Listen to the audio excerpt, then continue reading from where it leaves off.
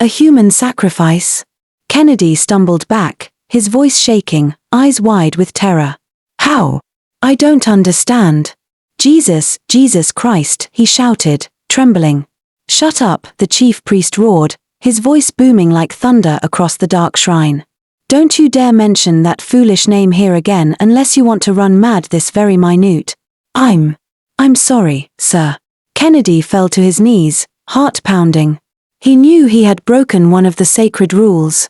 That name was forbidden in the shrine. But, chief priest, how can I sacrifice a human being? He whispered, struggling to breathe. You never told me this would be part of it. I thought I could bring goats, hens, and cows, like I've heard people do. You never said anything about killing a person. The chief priest threw his head back and laughed, a laugh so cold it sent chills down Kennedy's spine. Riches for mere animals that are worth nothing? Or are you asking to be made poor? Do you think they will tell you the real truth? No one is ever willing to expose their secrets. Kennedy stared, his mouth dry, horror settling into his bones. You have 1 month, the chief priest said, his voice suddenly low and cold. 1 month to bring us a soul, or you will dance the dance of the spirits yourself. Be warned, he added with a wicked grin. Then, with a voice like thunder, he shouted, leave. Kennedy scrambled to his feet and ran out of the shrine, drenched in sweat, his whole body trembling. The trees seemed to whisper as he passed, the wind howled like a warning, and something unseen followed close behind him. He had made a deal with the spirits, but now, the price was too high. They say the devil doesn't give free gifts. If he gives you a cap, he'll eventually come for your head.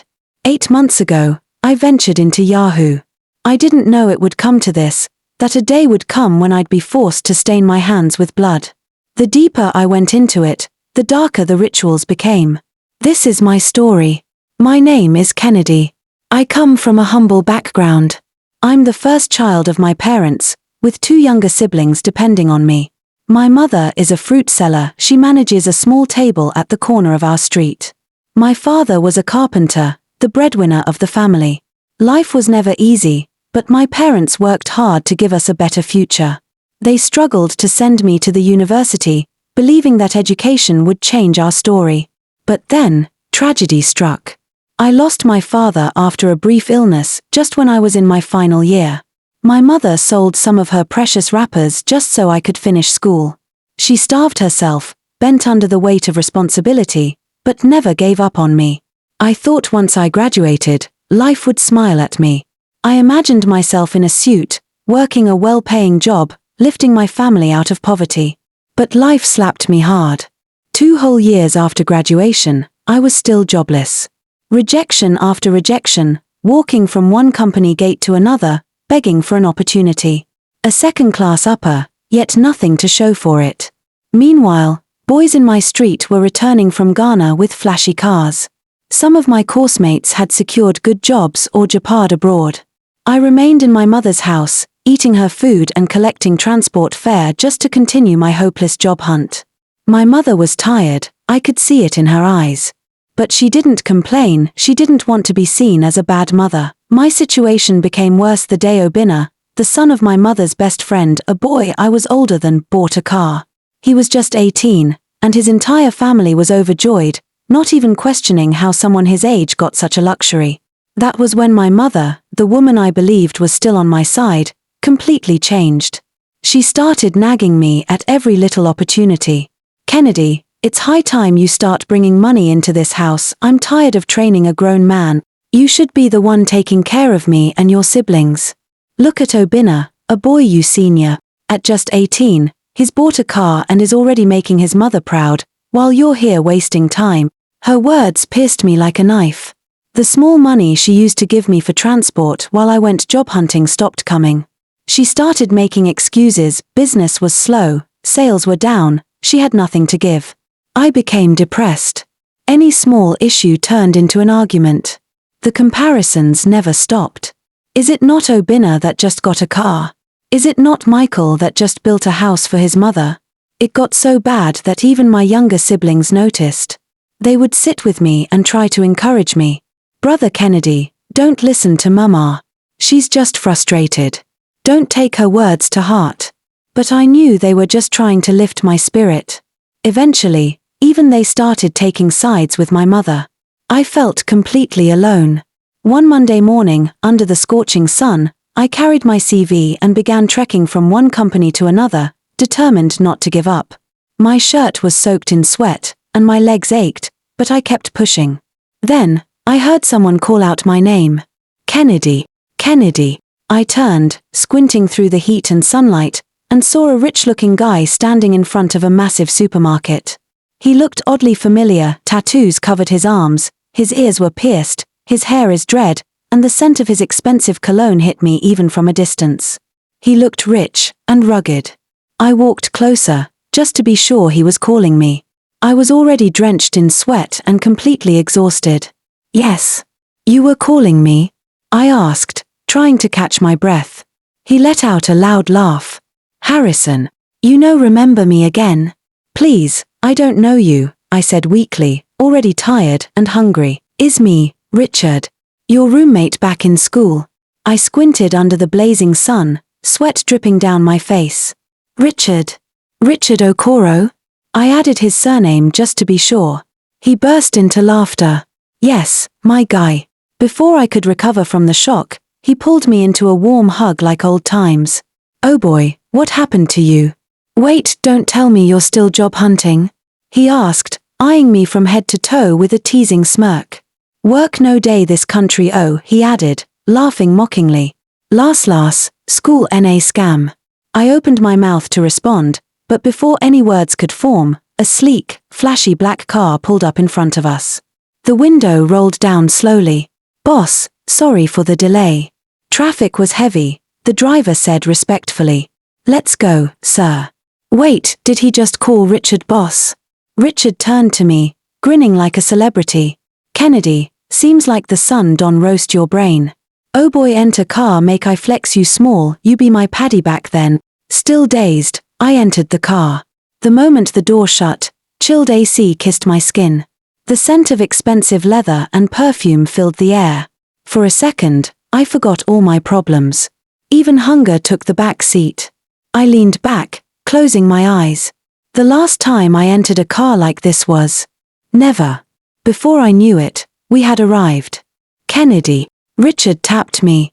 Oh boy, be like say you don't suffer Come down make we chill small. I stepped out and stared in awe. We were standing in front of a massive, luxurious restaurant. Glass doors, golden handles, uniformed ushers, this wasn't ordinary. Welcome, boss. The ushers chorused as we walked in. I paused. Boss. Again. Kennedy, welcome to my restaurant, Richard said, smiling proudly. Have a seat. I froze. Wait. Your restaurant. He nodded, laughing. Calm down, guy. No be magic. He called one of the ushers.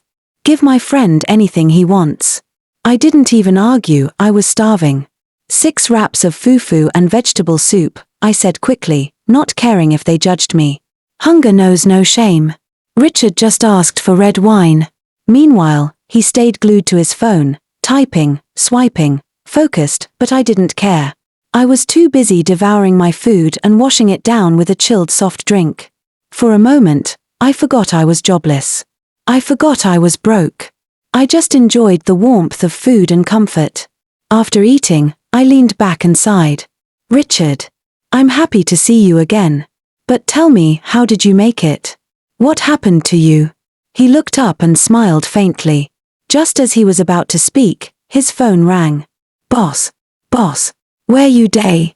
I heard someone say from the other end, but Richard had already stood up and walked away slightly to take the call. Seconds later, he returned, looking tense. I need to leave now, Kennedy. Let me have your number. I scratched my head, embarrassed. My phone, it's spoiled, he chuckled. No woralla. Collect my number from the receptionist and call me. We need to catch up, Richard, wait. I called out, but before I could finish, he was already gone. I looked around the restaurant again, admiring how big and well decorated it was. The lighting was warm, the air smelled of expensive spices, and everything glowed with luxury I had only seen in movies. My heart raced. Will the receptionist even talk to me? I didn't look like someone who belonged here. Still, I couldn't back down. I needed his number. Summoning courage, I walked straight to the receptionist's desk. Hello, how are you? I asked, trying to sound polite. She barely glanced at me. You're here for Mr. Richard, right? She interrupted, her tone sharp, maybe because I didn't look like the other rich customers. Here's his card, she added coldly. He already called to inform me to release his number to you. Oh, is that so? I said, surprised and grateful. Thank you. She didn't reply. I quietly respected myself, took the card, and walked out quickly from the restaurant. I felt invisible, but I also felt a strange sense of hope. As I walked back home, I realized I had no money left for a taxi. It was a long journey, but I didn't mind.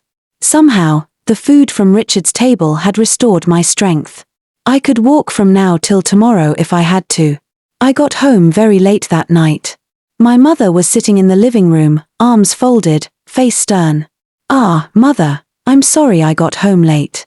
You won't believe who I met today, my former roommate, Richard.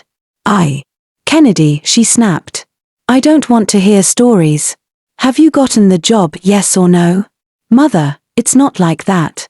But before I could say another word, she sighed deeply, stood up, and walked into her room without another glance. I stood there, shattered. My chest tightened. For a moment, a dark thought crept into my mind. Is life really worth it anymore? I dragged myself into my tiny room. Sleep didn't come. That evening, I lay awake, staring at the ceiling, trying to understand what had just happened. Richard. How could his appearance change so drastically? The tattoos, the flashy clothes, the confident swagger, it wasn't the Richard the first once knew. He used to drag me to fellowship, preach to me, call me to pray every night. A devoted Christian. Back then, I believed my family was better off than his. We didn't have much, but we had more than they did. Now, he owned a luxury restaurant. His lifestyle screamed wealth. What changed? What exactly is he doing now? Some kind of federal job? Or something else? Questions kept flooding my mind. I needed answers. I sat up and checked my suit pocket. The complimentary card was still there. I stared at it and nodded slowly. Truly, no one knows tomorrow, I whispered, then lay back down, eyes wide open. The next morning, a thunderous knock on the door jolted me from sleep. I leapt out of bed, heart racing, thinking the house was on fire. Open this door now. It was my mother's voice, sharp, commanding, and already filled with anger. I scrambled to the door and swung it open. Good morning, Mother. Hope you slept well, I greeted her, trying to sound calm. She ignored the pleasantries. Kennedy, I've warned you. If you don't find something to do by the end of this month, you'll leave my house. Go out there and hustle like the other boys. Do they have two heads? Her voice echoed through the hallway like a judge passing sentence. Yes, Mother. I'll try, I replied, eyes lowered. She sighed deeply and walked away. I closed the door behind me and slumped onto the bed. What kind of life is this? I glanced around the tiny room, overwhelmed by confusion and despair. Then a thought struck me, Richard. Yes, Richard had given me his card the last time we met. I dug into my suit trousers and pulled out the card, slightly crumpled. But just as hope sparked, reality hit. My phone was still broken. Without wasting time, I threw on fresh clothes and rushed out, knocking on doors, begging to use a phone. Luckily, a kind neighbor with an Android phone agreed on one condition. I had to be quick. I dialed Richard's number. Once. Twice. 3 times. First it didn't connect, then he just wasn't picking up. Please take your phone, I whispered, already deflated. Just as I turned to head back, I heard my neighbor shouting from behind me, Kennedy, the number's calling you back. Oh. I spun around and bolted to the phone like it was a call from heaven. Hello. I panted. Richard, it's me, Kennedy. Please, I need to see you. Please, don't say no. My voice cracked with desperation. Chill, Kennedy, Richard said coolly. You're my guy, nah. Send me your address. My driver will pick you up by 12 noon. Be ready. Okay, boss. Okay, boss, I said. The word boss slipped from my mouth like it belonged to him all along. That's what poverty does, it humbles you. Please let me type my address, I begged the neighbor again. He laughed. Kennedy, you suppose by me Cardo. We both chuckled, and I quickly sent my location.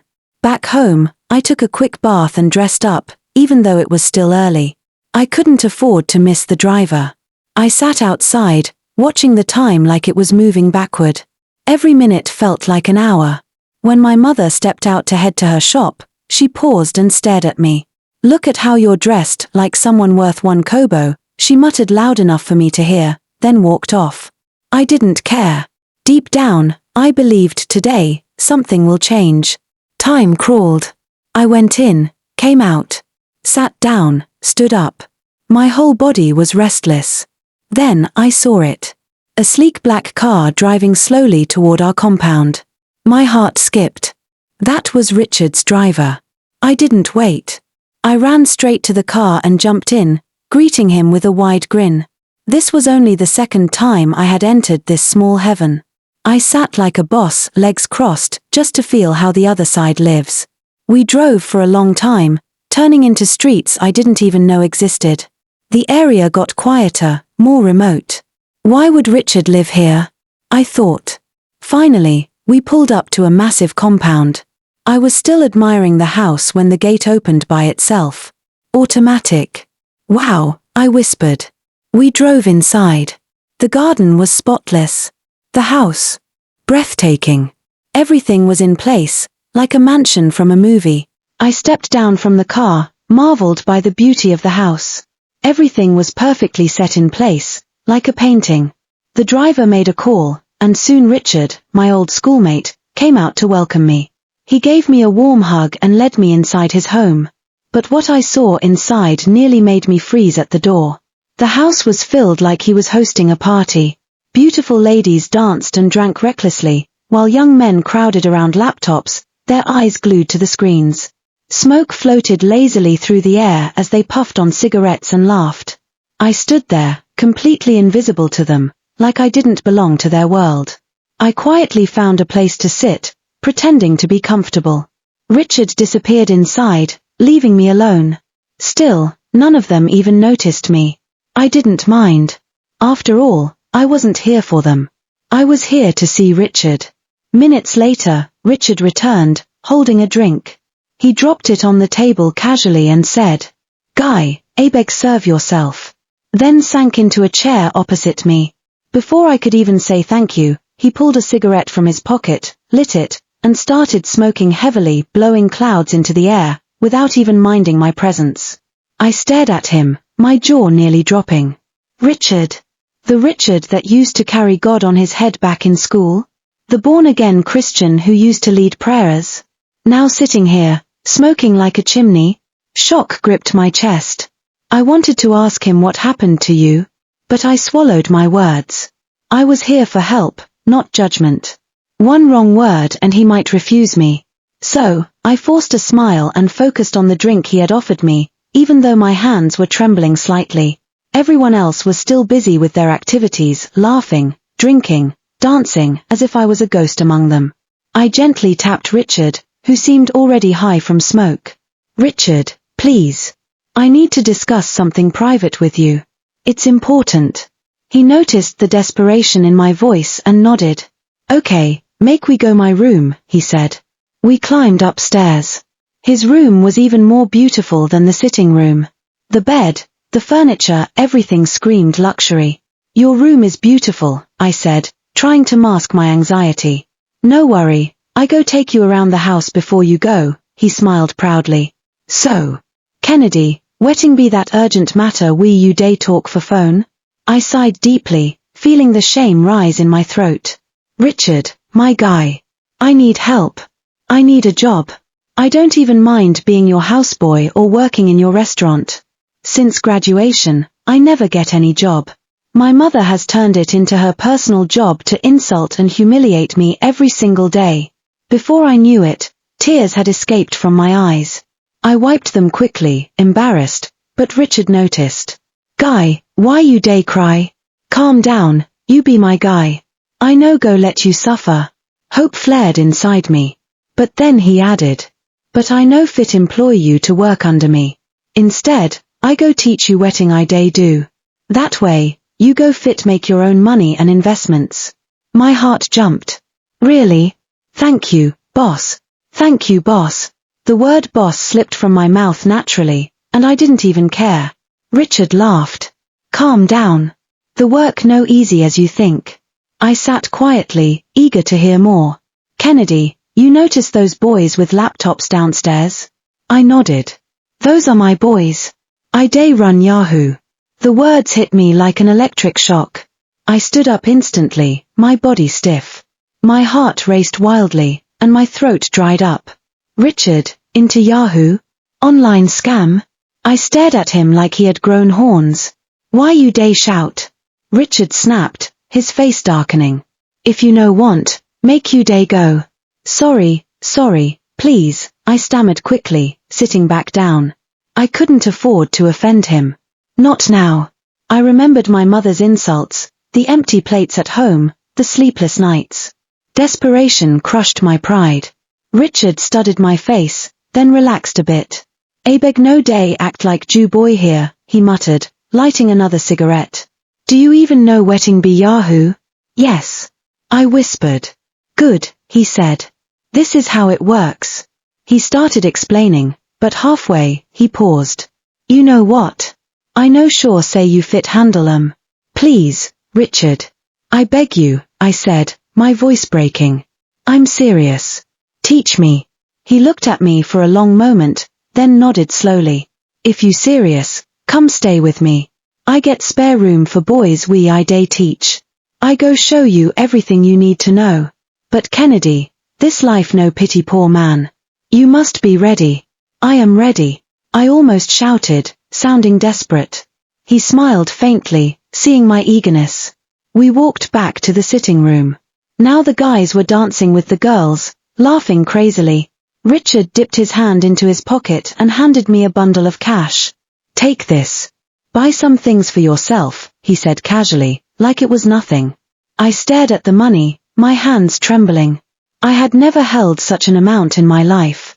He ordered his driver to take me back home. As the car pulled up to my compound, I saw my mother sitting outside. This time, her face looked calm, too calm. Maybe she had seen the big car drop me. I clutched the money tightly in my pocket. But deep down, I knew. This was just the beginning. And the road I had agreed to walk was far darker and deadlier than I ever imagined. The moment I entered the house, my mother followed closely behind. Kennedy, my son, she said warmly, who owns that car that dropped you off? I hesitated. He's a friend I wanted to tell you about. He asked me to come live with him, but I don't like the kind of work he does. I showed her the money he gave me. Without wasting time, she snatched it from my hand. Kennedy, there's no reward in poverty. Trust your friend. I raised you well, she said calmly. I tried to explain, but she cut me off. Go and rest. Let me make your favorite meal, she added, strangely excited. Confused by her sudden change, I went to my room. That night, I couldn't sleep, torn between staying clean or learning Yahoo from Richard. By morning, my mum barged into my room, smiling wide. Hope you're packing to move to your friend's house. Mum, I can't, I said. I don't like the kind of work. She interrupted sharply. I'm going to the shop. Make sure you're gone before I get back. And Kennedy, don't come back here without a car. The pressure was too much. I gave in. I packed my bag, tucked the little money I had in my pocket, and headed straight to Richard's house. He welcomed me excitedly. That evening, he handed me a laptop and a new phone. This is all you need, he said. That night, Richard and the other boys taught me the basics of Yahoo, how to sweet-talk Oibo women on dating app, spin fake love stories, and scam. I caught on quickly. I've always been sharp. But as days turned to weeks, I stayed up all night chatting, lying, begging, and still, no client. Meanwhile, the other boys were cashing out big, new clothes, new phones, new cars. It's been months since I teamed up with Richard, diving into the world of Yahoo, online fraud. Yet, Despite all the time spent, not a single penny has come through, not even an iTunes card. The only thing that kept me going was Richard, who's been feeding me, thanks to his connection. One night, feeling frustrated and defeated, I was out alone, lost in my thoughts. Richard suddenly appeared and, noticing my mood, asked what was wrong. "Richard, I'm not happy," I admitted. "I've been here for months, eating your food, and I haven't cashed out once. You never told me it would be this hard." He chuckled. "There's more to it than you think. You might not be ready for this, but I can get you involved. Trust me." I begged him. "Please, Richard, I need to make this money. I need to surprise my mother and siblings. Please, help me out." "Follow me," he said, leading me into his room. He pulled out a cigarette, offering it to me. I hesitated, but the way he looked at me made me light it up. It was my first time smoking. Richard smiled. "Kennedy, my guy, here's the truth, those Oyibo people have wised up. But we add a little juju to make them fall for it." My heart skipped a beat. "Juju? You're saying everything about Yahoo you guys have been doing involves juju?" He nodded. "I can link you to Barber who'll help you, and you'll start making money like the others." I froze for a moment. I was already deep in frustration and desperation. I was ready to try anything. "Okay, Richard. I hope it doesn't involve blood." He shook his head. "See Barber first before you complain. Prepare yourself for tomorrow." That night, I barely slept. I was torn between quitting this whole Yahoo thing and finding something else or going along with Richard's plan to meet Barber. The uncertainty kept me up all night. The next morning, there was a knock at my door. It was Richard, looking eager. "You ready?" he asked. "I'll drop you off. You'll meet Barber alone." "Wait, you're not coming in with me?" I asked, nervous. "No, man. It's your journey now. I'm just the driver. Heaven race NA person's own." I rushed to get ready, my heart racing as I took a quick shower and dressed up. Richard drove me for hours through unfamiliar roads. The silence in the car was tense, but I had no choice but to follow. Finally, we arrived. Richard pointed at a house. "This is it. I'll wait here. Don't be long." I stepped out of the car, my legs shaking. As I approached the house, my stomach twisted. Everything about it screamed occult. The eerie design of the place made my pulse quicken. Inside, an old man was waiting. I greeted him and explained my situation, the struggle to make money, the constant dead ends. He chuckled, as if it were nothing. "You're not the first," he said. "I've helped many boys like you. But know this, once you step into this place, you must follow my rules. If not, you will die." A chill ran down my spine. "What do you mean? What are you asking of me?" The old man's eyes grew dark. "You have 30 days to bring me someone you're willing to sacrifice. Only then will the money flow. But this is not a game, she must be a virgin." I couldn't believe what I was hearing. "What? Human sacrifice? No, no, no. I can't do this." His voice hardened. "You have no choice. You have 30 days. The clock is ticking." The door slammed shut behind me as I stumbled out, my mind spinning. I stumbled back to Richard's car, pale and trembling. He didn't say a word. He didn't have to, he knew the game, and he knew exactly what Barber must have told me. When we got home, I rushed straight into my room and started packing my clothes. Tears rolled down my cheeks. I couldn't believe how far I had fallen. I couldn't stain my hands with blood just because of money. Richard came into the room, looking surprised. "Oh boy, don't tell me you're leaving," he asked. I ignored him, my chest burning with anger, and kept packing. He leaned against the door frame. "Hope you know say if you know do wetting Barber ask you, you go die," he said calmly, like he was talking about the weather. His words struck me like thunder. I turned sharply to him, my voice shaking with rage. "Why, Richard? Why didn't you tell me the real truth about this Yahoo life?" He sighed heavily and sat down. "Guy, you sounded desperate. I only wanted to help. I was once like you, frustrated, broken. My boss showed me the way. This thing no easy. Everybody get him own task." He looked me dead in the eyes. Some boys were asked to eat their own shit. Some were cursed never to have children. Then he leaned closer and asked quietly, "So, what did Baba ask you?" I swallowed hard, feeling the weight of my soul. He said I must sacrifice someone," I whispered. "A virgin." Richard let out a dry, bitter laugh. "Ah, you day lucky. Yours still better," he said. I stared at him in disbelief. "Lucky? How is that lucky, Richard?" He stood up. "This Yahoo deep pass wetting you day think. No be beans." Without saying much, he turned and said, "Follow me." I hesitated, but something inside me pushed me to follow. Richard led me into his own room, walked over to a drawer, opened it carefully, and pulled out a small, hidden key. He looked at me seriously. "Whatever you see now, lock 'em inside your chest. If you talk na death straight." I nodded slowly, my hands shaking. Richard moved to the end of the hallway and opened a hidden door with the key.